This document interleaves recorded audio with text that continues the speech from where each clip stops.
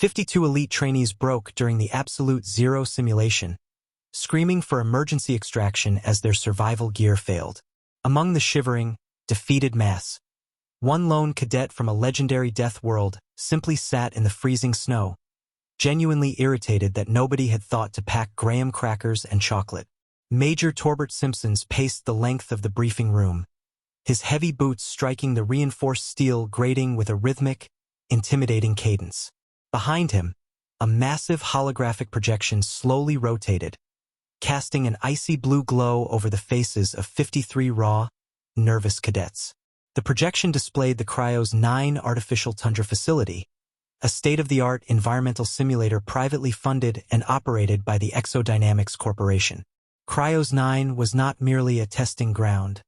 It was an executioner of ambition.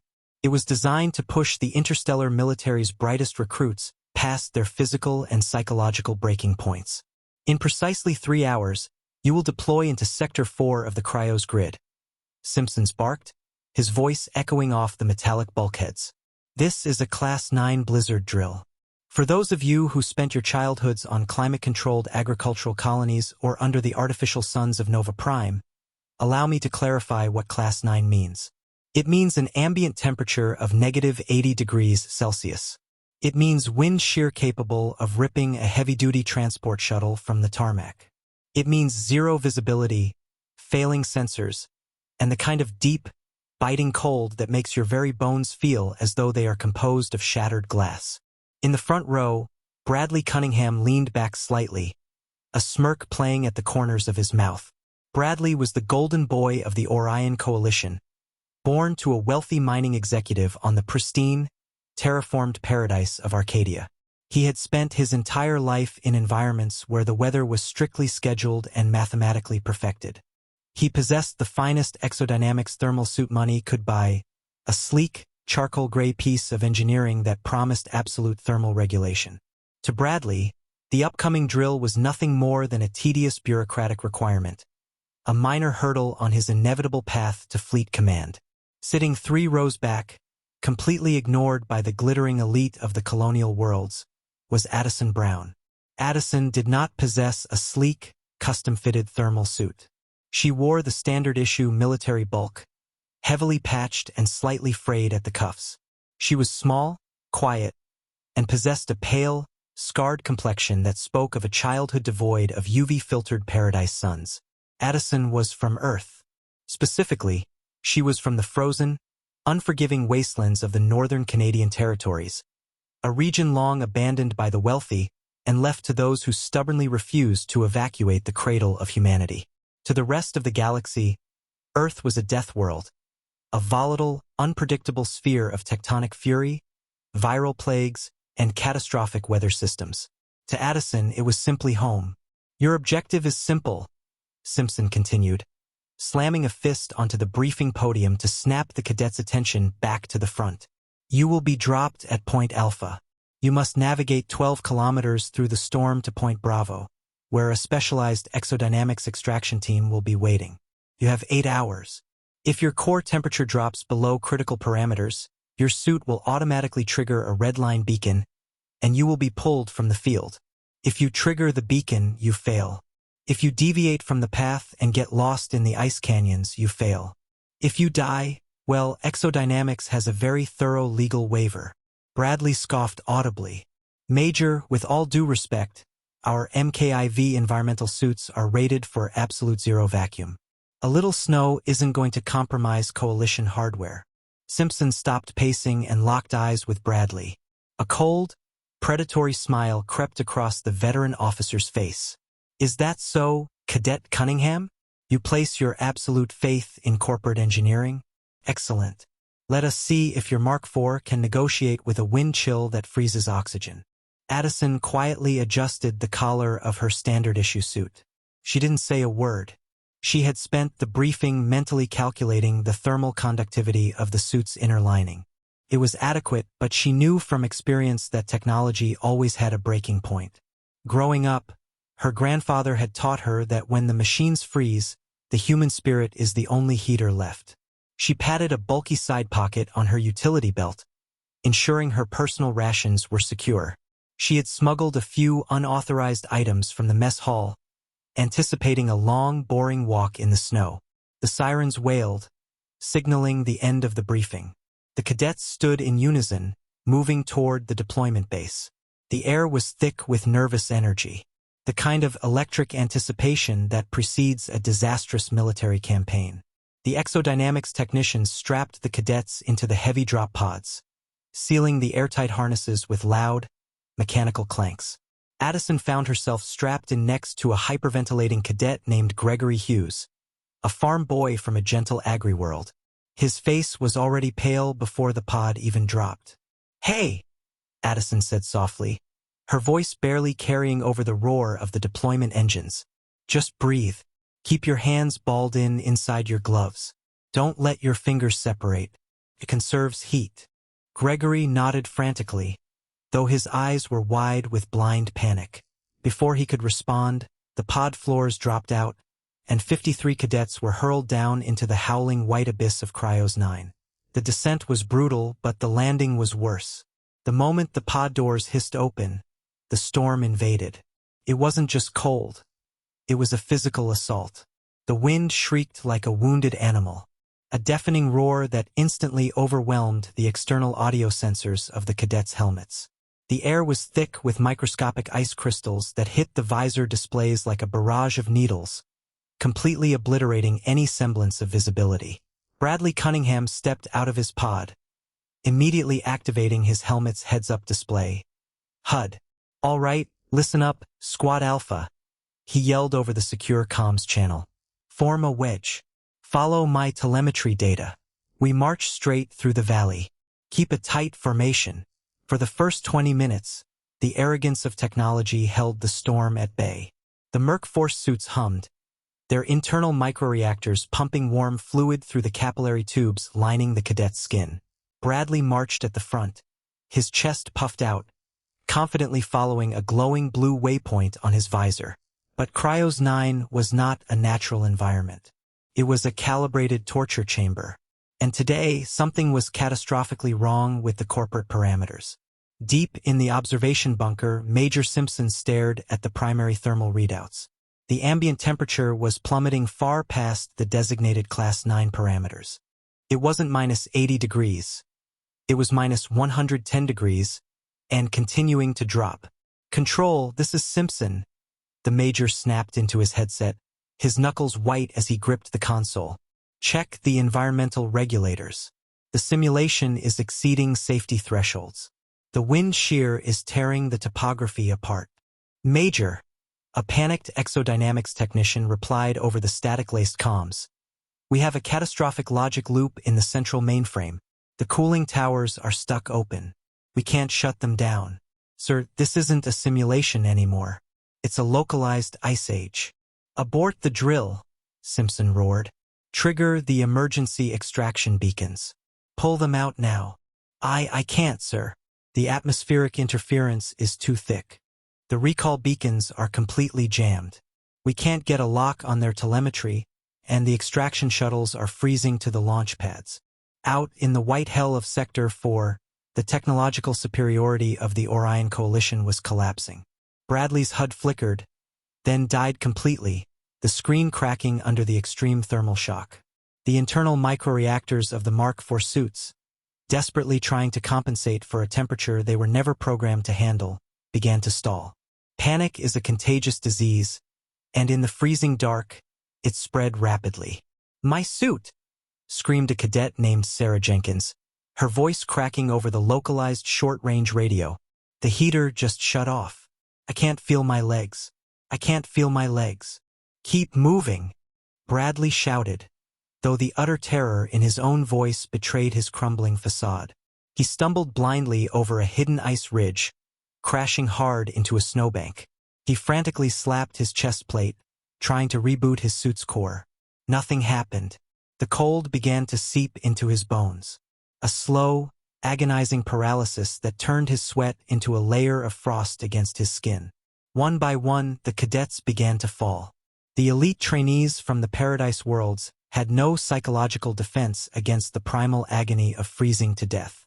They huddled together in pathetic, shivering clumps, blindly pressing their emergency extraction buttons over and over again, completely unaware that the signals were bouncing off the impenetrable wall of the artificial blizzard. Addison Brown, however, was not panicking. When her standard-issue suit began to fail 15 minutes into the drop, she didn't waste time slapping her chest plate or screaming for extraction. She immediately recognized the biting, metallic taste of absolute cold. It was the same cold that used to sweep across the Canadian tundra during the deep winter blackouts of her childhood. It was an old enemy, and she knew exactly how to fight it.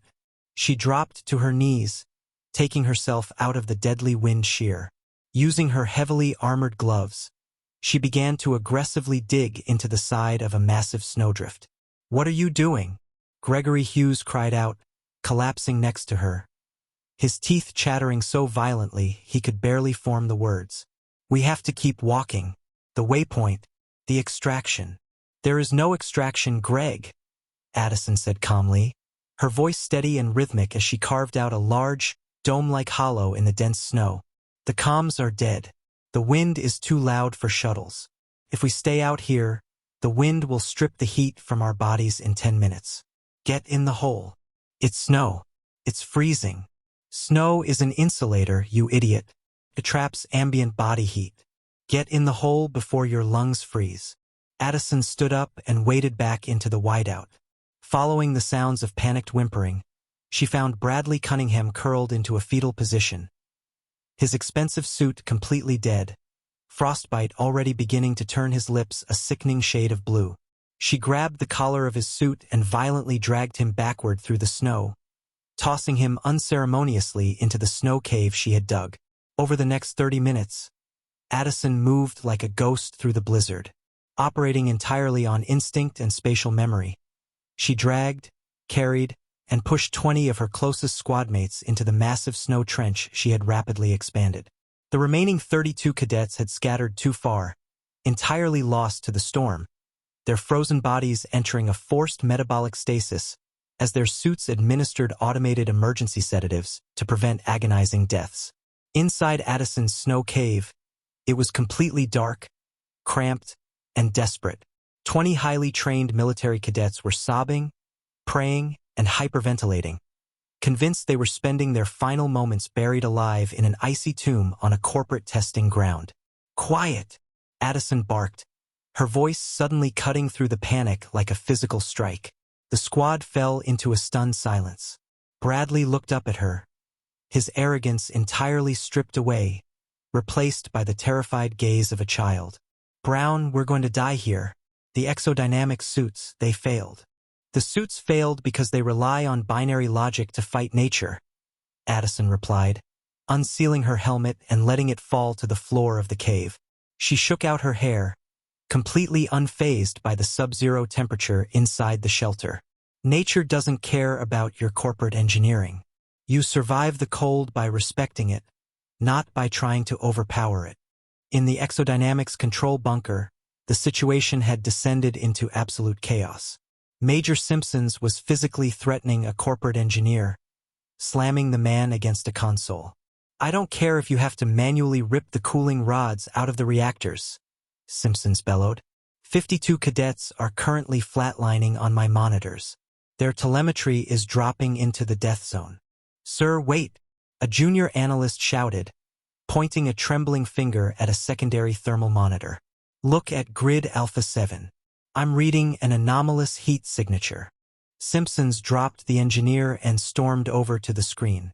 Amidst a sea of freezing blue and black topography, a tiny, vibrant speck of orange was glowing deep beneath a massive snowdrift. "Is that an engine fire?" Simpsons demanded. "Did a shuttle crash?" "No, sir. The thermal profile is completely organic. It's a combustion reaction. Sir, someone built a fire." Simpsons stared at the screen, utterly bewildered. "A fire? Out there? With what?" "The environment is entirely sterile ice and rock. There is no combustible material in Sector 4. Inside the snow trench, the orange glow of salvation flickered against the icy walls, casting long, dancing shadows over the faces of the terrified cadets. Addison Brown sat cross-legged in the center of the huddle, In front of her burned a small, intensely hot fire. Bradley Cunningham stared at the flames, his mind struggling to comprehend what he was seeing.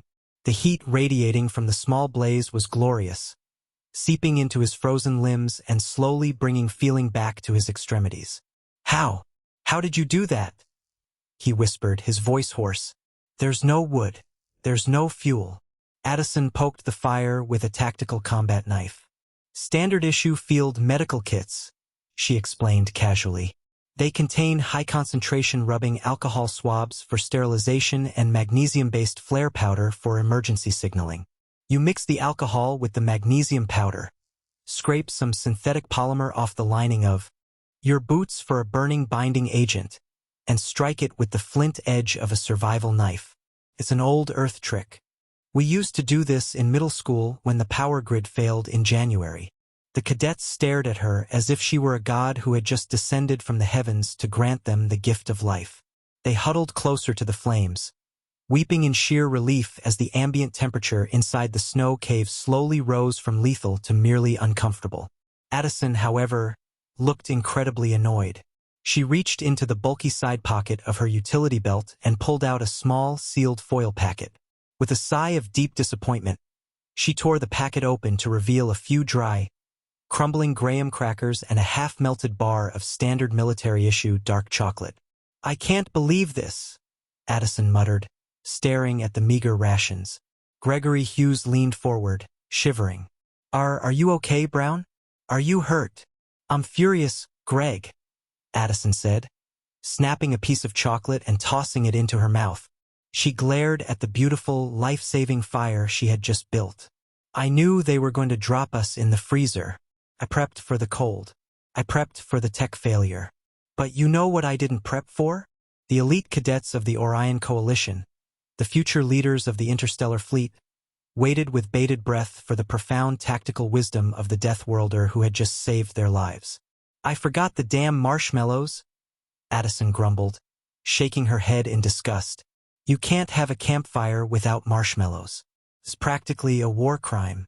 My grandfather would be so ashamed of me right now. Bradley blinked, utterly dumbfounded. Outside, a catastrophic storm was threatening to tear the facility apart. A multi-billion-dollar corporate disaster was unfolding. Half their squad was currently locked in cryogenic stasis, waiting for a rescue that might never come. And Addison Brown was genuinely upset about the lack of confectionery. Marshmallows? Bradley repeated, his brain struggling to process the sheer absurdity of the situation. Brown, we are sitting in a hole in the ground during a Class 9 catastrophe, and you're complaining about snacks. It's about morale, Bradley, Addison replied deadpan, leaning back against the icy wall of the cave and closing her eyes. If you're going to almost die, you might as well have a S more. Now, shut up. Rotate your bodies every 5 minutes so you don't cook on one side and freeze on the other, and wait for Simpsons to fix his broken toy. For the next 4 hours, as the Exodynamics engineers frantically hacked their way past the corrupted mainframe to shut down the rogue cooling towers, the 20 cadets inside the snow cave simply sat in silence, surviving the horrific howling death of Kryos 9, which raged furiously above them, completely unable to penetrate the simple, ancient logic of a snowdrift and a makeshift chemical fire.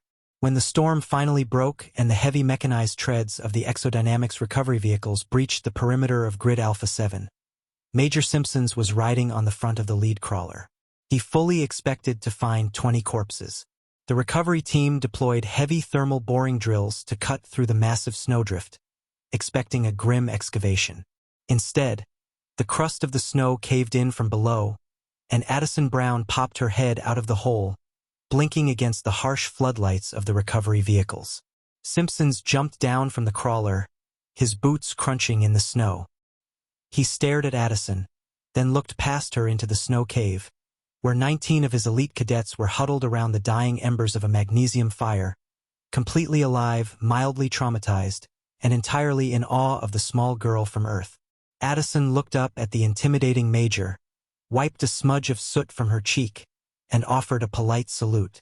Cadet Brown, Simpson said, his voice unusually quiet, devoid of its usual booming authority. Report. Squad Alpha secured, sir, Addison replied, stepping out of the hole and brushing the snow off her knees. Minor frostbite among the Arcadia and Nova Prime contingents, but no critical casualties. However, sir, I would like to file a formal complaint regarding the operational parameters of this simulation. Simpson narrowed his eyes. A complaint, Cadet?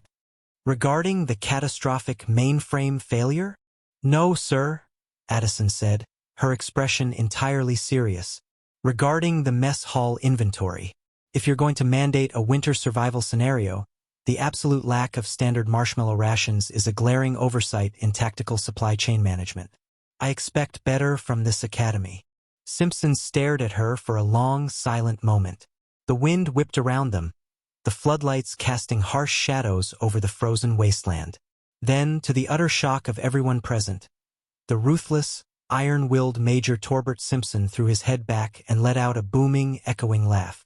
Noted, Cadet Brown, Simpson chuckled, shaking his head. Get your squad on the crawler. I think we're done here for today. As the cadets began to climb aboard the warm interiors of the rescue vehicles, Bradley Cunningham stopped and looked back at Addison. The arrogance was gone, replaced by a profound, grudging respect. He realized then that all the money, all the pristine terraforming, and all the advanced technology in the galaxy couldn't replace the raw, stubborn resilience of a human born to a world that actively tried to kill them every day. Earth might be a death world to the rest of the galaxy, but to Addison Brown, the absolute worst the universe could throw at her was just another winter evening without dessert. Medical bay monitors beeped with a sterile, rhythmic monotony that stood in stark contrast to the howling violence of Kryos 9.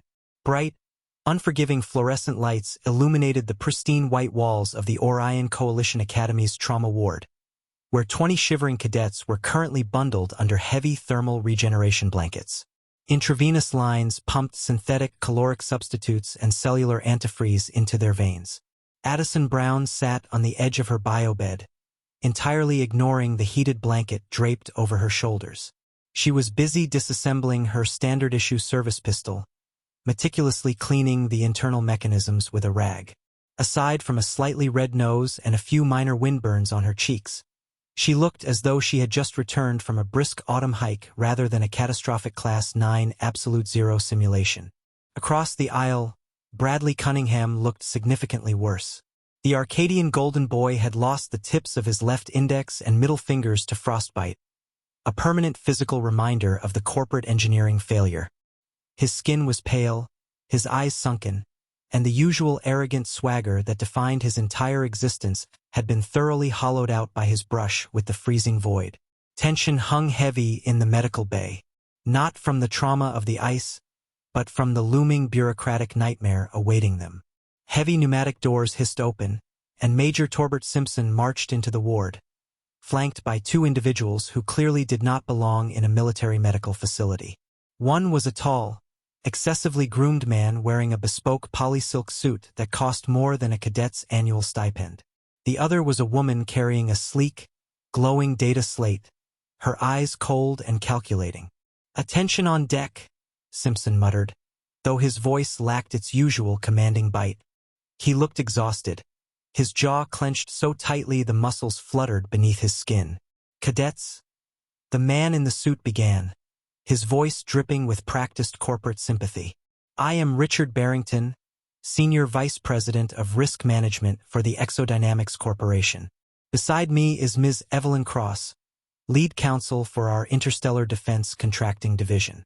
First and foremost, we want to express our deepest relief that you all survived the unfortunate anomaly during yesterday's field exercise." Bradley scoffed loudly, leaning his head back against the medical pillows. "Anomaly? Your central cooling towers went rogue, Barrington. You trapped us in a localized ice age. Your billion-credit Mac force suits completely bricked the moment the ambient temperature dropped past -90. Barrington smiled, though it was a thin, predatory expression that didn't reach his eyes. "Cadet Cunningham, we understand your distress. However, our preliminary telemetry data paints a slightly different picture of the events in Sector 4. We are not here to assign blame to the elements. We are here to convene a formal board of inquiry regarding the gross destruction of military property and the unauthorized sabotage of the Kryos 9 environmental grid. Addison stopped wiping the barrel of her pistol. She slowly looked up, her dark eyes locking onto Barrington. According to our sensor logs, Evelyn Cross chimed in, tapping her data slate with a perfectly manicured synthetic nail. The catastrophic feedback loop in the main cooling towers was triggered by a localized thermal spike in Grid Alpha 7, a massive unauthorized combustion event that scrambled the localized thermal sensors, tricking the mainframe into overcompensating with maximum freezing protocols. Furthermore, we have evidence that a cadet deliberately destroyed 20 Mark IV thermal suits to harvest polymer linings for this unauthorized fire. Complete silence fell over the medical bay. The sheer audacity of the corporate lie was staggering. Exodynamics was attempting to shift the blame for their catastrophic hardware failure onto the very survival tactics that had kept the cadets alive. They were trying to blame the Earthborn girl. "You are accusing Cadet Brown of causing the storm?" Gregory Hughes asked, his voice trembling with a mixture of leftover cold and rising anger. "She saved our lives. She initiated an unsanctioned chemical fire using stolen medical supplies and destroyed millions of credits worth of proprietary Exodynamics hardware," Barrington corrected smoothly. "A clear violation of Academy protocol. Exodynamics holds the primary defense contracts for the entire coalition. Much like the ancient Raytheon and Lockheed Martin conglomerates of old Earth, we cannot allow a single rogue cadet to tarnish the reputation of our safety systems due to her reckless panic." Simpson crossed his arms, his face unreadable, though a dangerous fire burned behind his eyes. "The tribunal convenes in exactly 1 hour in Hall 7. All ambulatory cadets from Squad Alpha will be present." When Barrington and Cross swept out of the room, leaving a trail of expensive cologne in their wake, Simpson lingered for a moment. He looked directly at Addison. "They are going to try and crucify you, Brown." Exodynamics stock dropped 12% this morning when rumors of the drill leaked. "They need a scapegoat, and an Earthborn grunt is the cheapest target they have."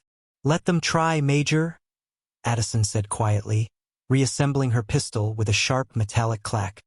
"I grew up wrestling timber wolves in the Yukon. A couple of corporate suits don't scare me." Hall 7 was a massive amphitheater-style courtroom designed to intimidate. High vaulted ceilings of dark steel loomed over a central podium where Addison Brown stood entirely alone. Above her sat a panel of 5 judges, 3 high-ranking coalition admirals and 2 civilian oversight directors directly affiliated with Exodynamics. Behind Addison, sitting in the gallery, were the 19 surviving members of Squad Alpha, still bundled in their Academy winter coats. "Cadet Brown," began Admiral Sterling, a stern-faced veteran who looked entirely uncomfortable sitting next to the corporate directors. "You stand accused of gross negligence, destruction of military property, and triggering the Kryos 9 mainframe collapse through the unauthorized detonation of a localized magnesium fire. How do you plead?" "I plead that your engineers are incompetent, Admiral," Addison replied, her voice ringing clear and steady across the cavernous room. A murmur rippled through the gallery. Richard Barrington, seated at the prosecutor's desk, stood up and adjusted his cuffs. "Insolence will not help you here, Cadet. We have the data. The Mark IV suits are rated for absolute 0. They do not fail. The only variable was your unauthorized fire, which our diagnostic algorithms prove caused the thermal sensors to short-circuit, plunging the grid into a deep freeze."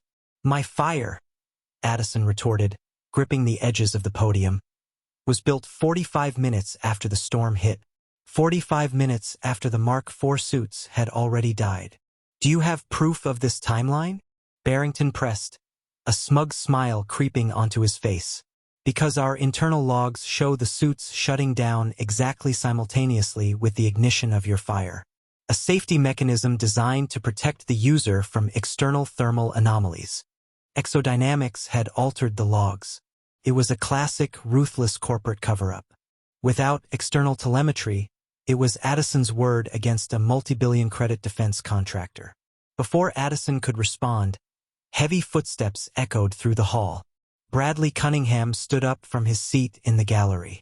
He looked at his bandaged hand, missing 2 fingertips, and then looked directly at the panel of judges.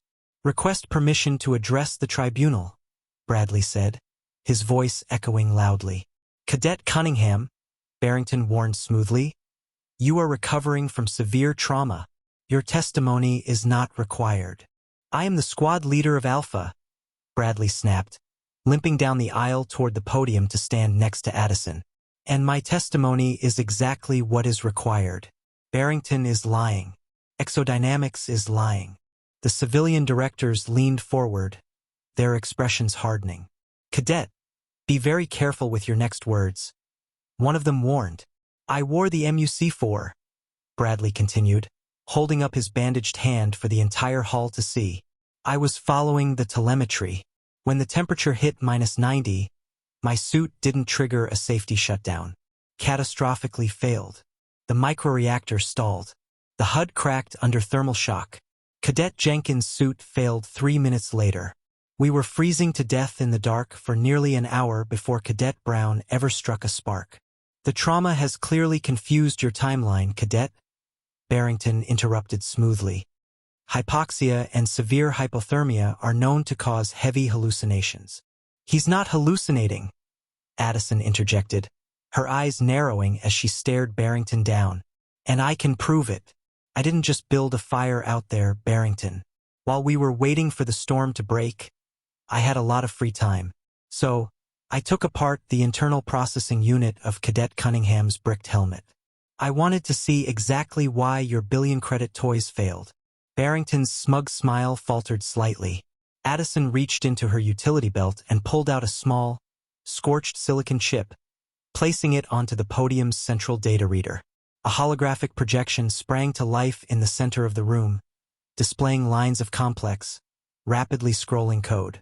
"Growing up on Earth," Addison explained, her voice echoing with absolute authority, "you learn a lot about ancient history.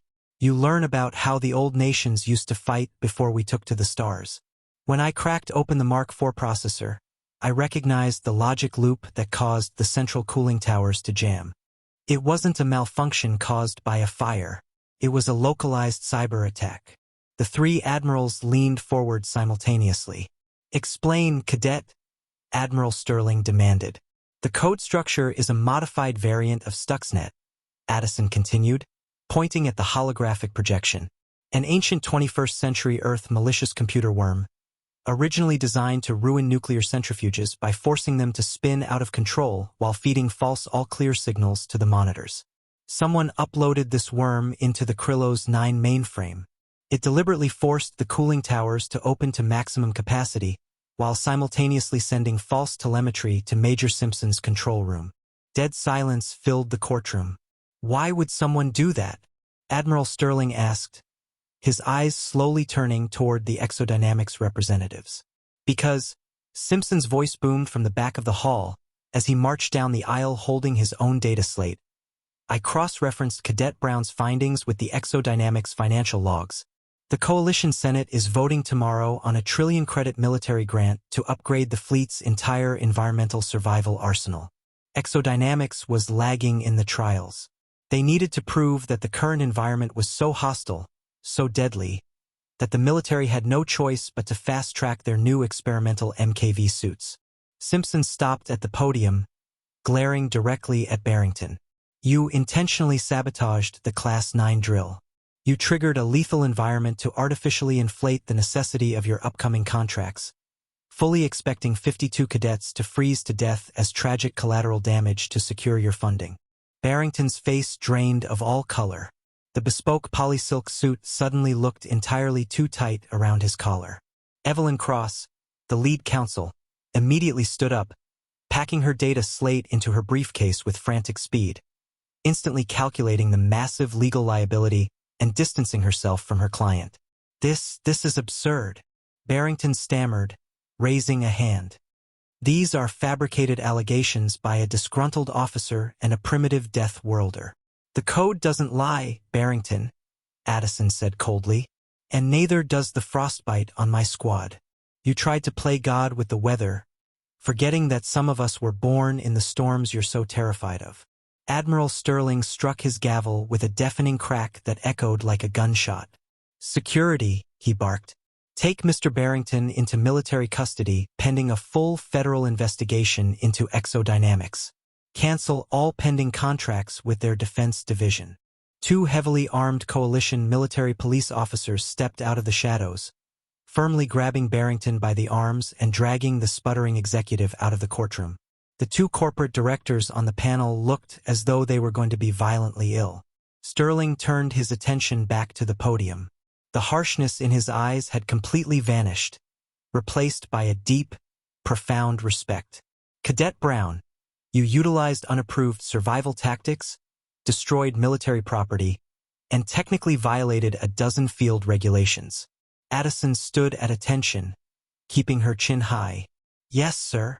You also, Sterling continued, a faint smile breaking through his stoic demeanor, saved the lives of 19 coalition cadets, exposed a massive corporate conspiracy, and demonstrated the exact kind of ingenuity, resilience, and unyielding grit that built this fleet in the first place. The admiral stood up and offered a crisp, perfectly executed salute. All charges are dropped. The board formally commends you for exceptional valor under impossible conditions. You are a credit to the Academy, Cadet Brown, and you are a credit to Earth. The gallery erupted. The 19 surviving members of Squad Alpha leapt to their feet, cheering and clapping so loudly the steel walls of Hall 7 vibrated. Bradley Cunningham, missing fingertips and all, cheered the loudest, turning to Addison with a grin that was finally devoid of his colonial arrogance. Addison returned the Admiral's salute, a rare, genuine smile touching her lips. Later that evening, the Academy mess hall was largely empty, save for Squad Alpha, who had commandeered a large circular table in the back corner. The atmosphere was completely different than it had been 48 hours ago. There was no more division between the wealthy colonial elites and the solitary Earthborn girl. They were a bonded unit, forged in the absolute zero crucible of Kryos 9. Bradley slid a large, heavy cardboard box across the table toward Addison. What is this? Addison asked, raising an eyebrow. Major Simpsons pulled some strings with the quartermaster, Bradley said, grinning. Consider it an official apology from the Orion Coalition for our previous lack of tactical supply chain management. Addison opened the box. Inside, resting on a bed of packing foam, were 6 pristine, vintage-wrapped bars of Hershey's dark chocolate, 2 massive boxes of authentic honey-made graham crackers, and a gigantic industrial-sized bag of jet-puffed marshmallows. Furthermore, resting right on top was a sleek, heavy-duty Zippo lighter engraved with the Exodynamics corporate logo, a final ironic trophy from their fallen enemy. Addison stared at the confectionery bounty, her eyes widening in sheer delight. It was the most beautiful thing she had seen since leaving Earth. Well, Addison breathed, picking up the bag of marshmallows like it was a sacred artifact. She looked around the table at her squad, popping the lid off the engraved Zippo lighter with a sharp, satisfying clink. A small, brilliant flame illuminated her face. Who wants to learn how to make a proper Deathworld s'more? Bradley leaned forward, holding out a graham cracker. Lead the way, Brown. We follow you. If you enjoyed this deep dive into human resilience, corporate espionage, and the absolute supremacy of a perfectly roasted marshmallow, smash that like button. Don't forget to share this video with your fellow sci-fi lovers and subscribe to the channel for more epic HFY humanity _yes stories. Ring that notification bell so you never miss an adventure where Earthborn grit proves that the universe's deadliest environments are just another Tuesday for us. Stay frosty and keep watching.